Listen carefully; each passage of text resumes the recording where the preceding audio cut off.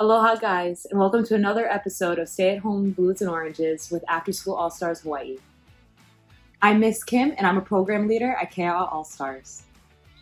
In this episode, we are going to be exploring the wonderful world of STEM by creating a cloud in a jar. STEM stands for Science, Technology, Engineering, and Math. And since we're going to be using mostly materials found at home, you too can find how easy it is to be a scientist. I'm sure, like me, you've enjoyed a beautiful day outside just looking at the clouds. Have you ever wondered where those clouds come from? Well, according to NASA's Climate Control Center, clouds are created when water vapor, an invisible gas, turns into a liquid water molecule. These droplets form on tiny particles such as dust that's already found in the air, thus forming a cloud that we all see. For today's activity, you're going to need a few things, and like I said, they're almost always found at home. First thing that you'll need is a jar. Any size will do. You're only going to need about half the amount of water for this experiment as well. So make sure you measure it out in the jar that you're using. You're going to need a lid that comes with your jar or at least covers most of the top. You can also use saran wrap if you can't find a lid. You'll need ice or some form of something cold such as an ice pack that can be found in your freezer. You're going to need some hairspray. So make sure you either ask your mom and dad kindly or only use a little bit of your own. You'll also need a notebook and something to write with. This way you can write down and jot down the notes of the things that you're observing while you're going through your experiment. For your hot water, you can either heat it up on the stove like myself or in a small cup in the microwave.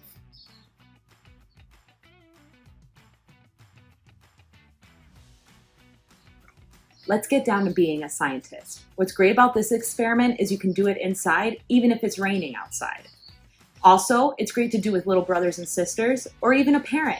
They can take down some notes for you while you're speaking out loud, but be sure that you're taking notes for yourself if you aren't doing it with a partner.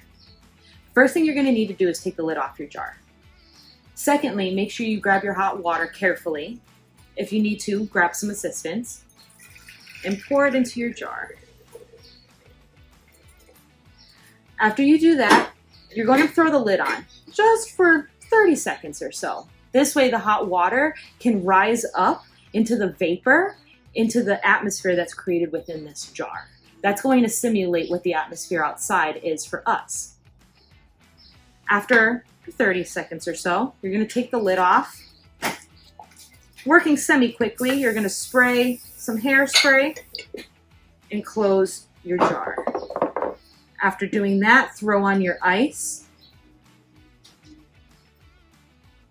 And don't be afraid to lean in and take a closer look at the science that's going on inside. What's awesome about this up-close view is you get to actually see the science that's happening right before your eyes. You see this water down here represents the water that you would find in our water table outside underneath the ground. The condensation is the warm water that evaporates from the ground and rises into the air. When it collects with the particles, dust particles, represented by our hairspray that we just used, it actually forms into a cloud that you would see outside. As you can see, you have your warm water down here, which represents the warm water held in the water table in the ground. Up here would be our regular sky or atmosphere. There's a little bit of a clearing right here, which would be the ground where me and you would normally be standing. Up here, in this vast area clouded around, is the cloud that you've created. This fog represents the condensation that is formed, attaches to particles, and creates the clouds that we see every day. Every true scientist, when done with an experiment, will always take a moment to reflect. That's where that pen and paper that I mentioned before is going to come into big use. What you're going to do at first is write down what your experiment is, cloud in a jar. Secondly, you're going to write down what you think is going to happen. This is usually before you do your experiment, so you can kind of hypothesize what you think will happen and what you might see. So after we think about what we want to happen or what we think will happen, we actually have to write down what happened. So this is where you guys get to reflect on the experiment we just had today. What were some of the things that you viewed? Maybe the hairspray as it combined with the water molecules in the jar and formed your own cloud. Was it thick? Was it thin? Was it super foggy? Was it less foggy?